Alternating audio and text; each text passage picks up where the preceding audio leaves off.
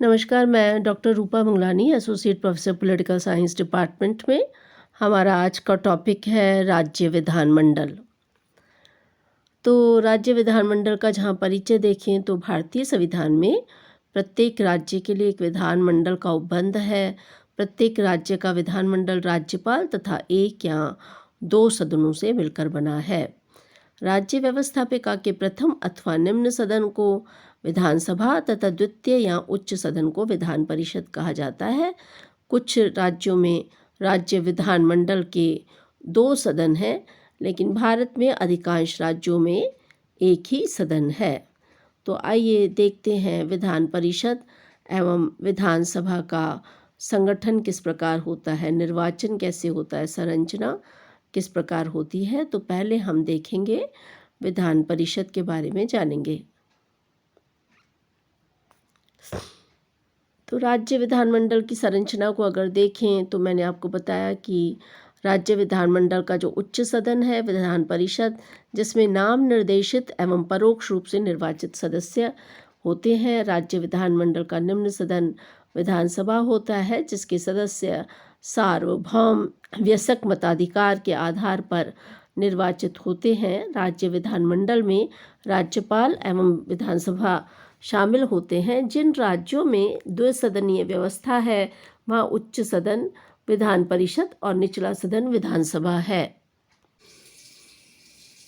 जहाँ तक राज्य विधानमंडल के गठन को अगर हम देखें तो संविधान में राज्य के विधान परिषद के गठन एवं विघटन करने की व्यवस्था है।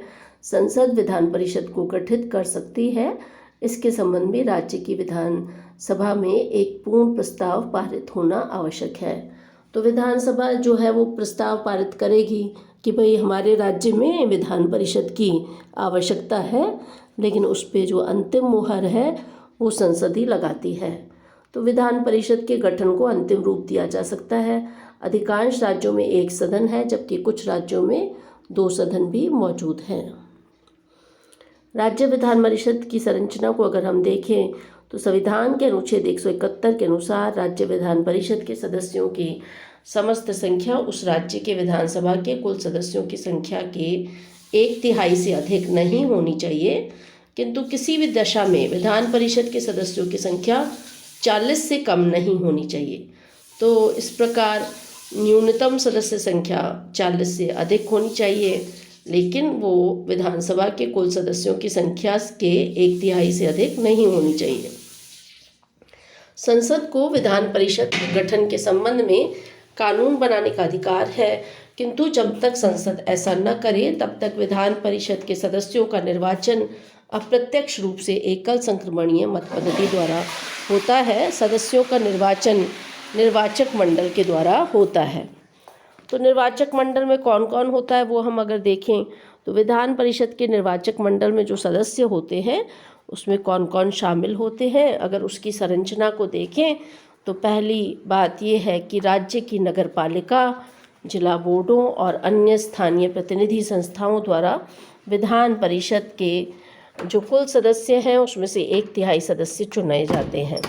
तो 1/3 सदस्य तो हो गए राज्य की नगर पालिका, जिला बोर्ड एवं अन्य स्थानीय प्रतिनिधि संस्थाओं द्वारा चुने गए।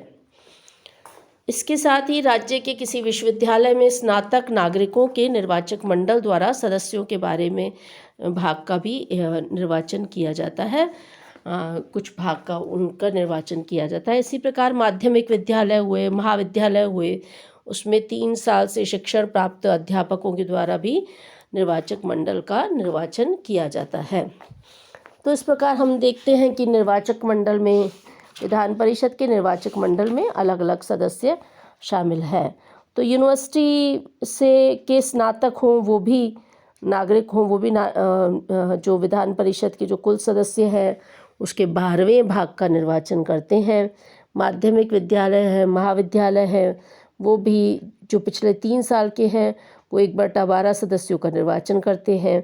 1/3 सदस्य विधानसभा सदस्यों द्वारा चुने जाते हैं जो वर्तमान विधानसभा के सदस्य नहीं हैं, और 1/6 सदस्य राज्यपाल द्वारा नामजद किए जाते हैं। ये सदस्य कौन से होने चाहिए? राज्यपाल द्वारा नामजद किए हुए जो साहित्य, कला, विज्ञान और सहकारी आंदोलन और समाज सेवा में विशिष्ट स्थान रखने वाले व्यक्ति हों, उनको राज्यपाल मनोनीत करता है। तो संविधान सभा में राज्य के दूसरे सदन के जो है उसकी आलोचना भी की गई थी और ये कहा गया था कि भाई इसमें जनता का प्रतिनिधित्व नहीं होगा, यह विधायी कार्यों को विलंब कर देंगे और खर्चीली व्यवस्था है, अनावश्यक है, ये सब कहा गया था। तो इसीलिए हम देखते हैं कि बहुत कम राज्यों में विधान परिषद है। तो संसद द्वारा जनप्रतिनिधित्व अधिनियम 2003 पारित करके 28 अगस्त 2008 को विधान परिषदों के लिए विधानसभा से चुने जाने वाले प्रतिनिधियों के लिए खुली मतदान व्यवस्था का प्रावधान किया गया है। तो इस प्रकार अब विधान परिषद के सदस्यों का जो चयन होता है वो खुली मतदान व्यवस्था से होता है। संशोधन के माध्यम से राज्य विधान परिषद का चुनाव लड़ने वाले उम्मीदवारों को संबंधित राज्य का मतदाता ही होना चाहिए, ऐसी अनिवार्यता समाप्त कर दी गई है। भारत का जब संविधान बना तो 26 जनवरी 1950 को 6 राज्यों में विधान परिषद थी। जिन 6 राज्यों में ये विधान परिषद थी उनका नाम था उत्तर प्रदेश, पश्चिम बंगाल, मद्रास, बम्बई, पंजाब और बिहार। इन विधानमंडलों में 2 सदनों की व्यवस्था की गई थी और इसके बारे में अनुच्छेद 168 में उपबंध किया गया था। 1950 के उपरांत कुछ राज्यों में विधान परिषदें स्थापित की गई और कुछ राज्यों में विधान परिषद को समय समय पर समाप्त कर दिया गया। इस प्रकार विधान परिषदों के गठन के बारे में एकरूपता नहीं है। ये कौन से 2014 तक केवल 6 राज्यों में 2 सदन थे और ये जो 6 राज्य थे उनका नाम था आंध्र प्रदेश, उत्तर प्रदेश, बिहार, महाराष्ट्र, कर्नाटका और जम्मू एवं कश्मीर। हम जानते हैं कि अब जम्मू और कश्मीर जो है वो केंद्र शासित प्रदेश है, तो अब वहाँ विधान परिषद नहीं है और समय समय पर जो है विधान परिषदों को विलोपित कर लिया जाता है या फिर से निर्वाचित होते हैं, तो ये स्थितियाँ बदलती रहती हैं। जो नवगठित राज्य हैं झारखंड, उत्तरांचल, छत्तीसगढ़, तेलंगाना, इनमें विधान परिषद की व्यवस्था नहीं की गई है। तो इस प्रकार हम देखते हैं कि विधान परिषद की संख्या राज्यों में बहुत कम है और बहुत कम होने के कारण जो है इसका कोई विशेष महत्व नहीं है और जब तक कि राज्य विधानमंडल पूरी तरह से प्रस्ताव पारित नहीं करे तब तक विधान परिषद होती भी नहीं है। विधान परिषद के सदस्यों कौन हो सकते हैं? अगर इसकी योग्यता को देखें तो उसे भारत का नागरिक होना चाहिए, कम से कम 30 वर्ष की आयु पूर्ण कर चुका हो, संसद द्वारा निश्चित की गई योग्यता धारण करता हो, तो ये विधान परिषद के सदस्यों की योग्यता है। यदि वो केंद्र या राज्य सरकार में कोई लाभ का पद धारण करता हो तो उसे नहीं बनाया जा सकता। यदि वह विकृत चित्त है, यदि वो दिवालिया है, भारत का नागरिक नहीं है, संसद के किसी कानून के अधीन अनर्हत घोषित किया गया है, तो वो विधानसभा का सदस्य, विधान परिषद का सदस्य नहीं हो सकता। जहाँ तक विधानसभा के संगठन का सवाल है तो विधानसभा के प्रतिनिधियों को प्रत्यक्ष मतदान से व्यस्क मताधिकार के द्वारा निर्वाचित किया जाता है। इसकी अधिकतम संख्या 500 और न्यूनतम संख्या 60 तय की गई है। अर्थात किसी भी विधानसभा में अधिकतम सदस्य 500 हो सकते हैं और न्यूनतम सदस्य 60 हो सकते हैं। इसका अर्थ यह है कि 60 से 500 के बीच की यह संख्या राज्य की जनसंख्या और उसके अवसर पर आकार पर निर्भर करती है। यद्यपि अरुणाचल प्रदेश, सिक्किम और गोवा के मामले में यह संख्या 30 थी तथा मिजोरम और नागालैंड के मामले में यह संख्या 40 और 46 है। उल्लेखनीय है कि सिक्किम और नागालैंड विधानसभा के कुछ सदस्य अप्रत्यक्ष रूप से भी चुने जाते हैं। इसके साथ ही राज्यपाल आंग्ल भारतीय समुदाय के एक सदस्य को नामित कर सकता है विधानसभा में, यदि समुदाय का प्रतिनिधित्व सदन में प्राप्त नहीं हो। मूलतः यह उपबंध 10 साल के लिए था, लेकिन इसे हर बार 10 साल के लिए बढ़ा दिया गया है। 95वें संविधान संशोधन 2009 से ये जो प्रावधान है 2020 तक के लिए बढ़ा दिया गया है।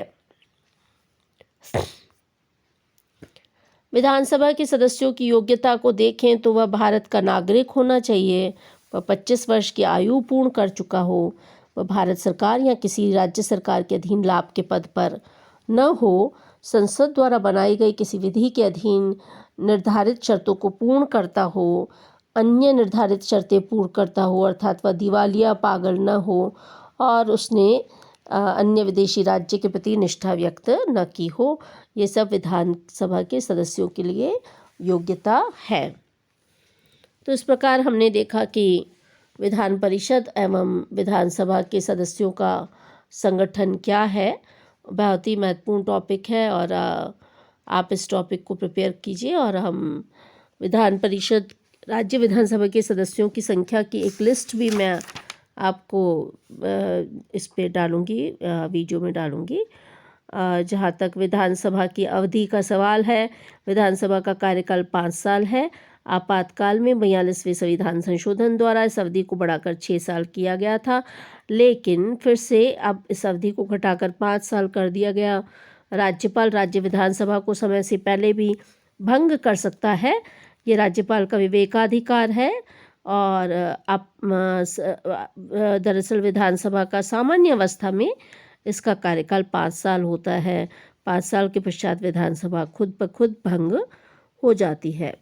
तो इस प्रकार हमने देखा कि आम तौर पे जो हम देखते हैं कि 5 साल में उसके निर्वाचन करवा दिए जाते हैं और नई विधानसभा जो है वो गठित होती है। तो इस टॉपिक को तैयार कीजिए और इसमें कोई दिक्कत आए तो हम मिलेंगे, इस पर चर्चा करेंगे। अपने और अपने परिवार के स्वास्थ्य का ध्यान रखें। शुभकामनाएं।